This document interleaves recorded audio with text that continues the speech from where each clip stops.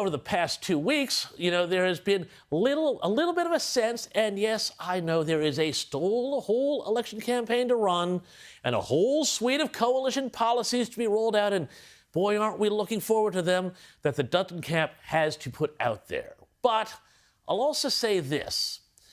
After an impressive couple of years becoming a real threat to a first-term Labour government, it does feel a little bit like some people are saying that Peter Dutton, the Peter Dutton team, is starting to run out of puff.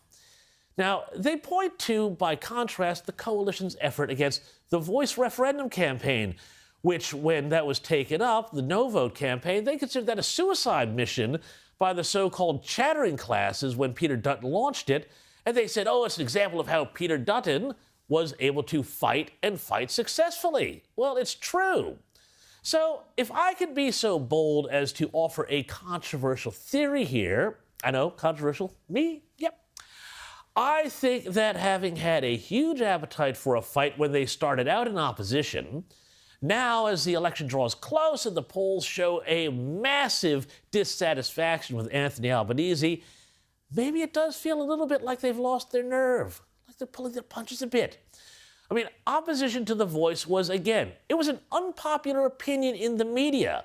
Yet Peter Dutton, at the time, did not let that get to him, and instead calmly and forensically demolished the yes case.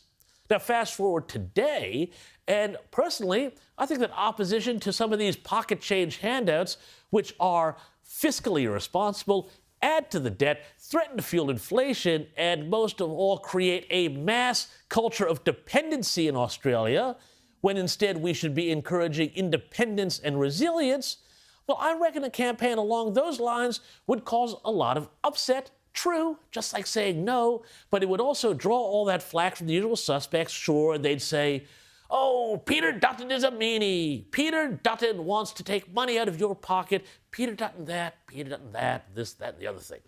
But you know that's script.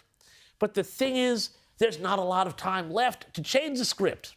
The election could be officially on by the time we next meet here next week.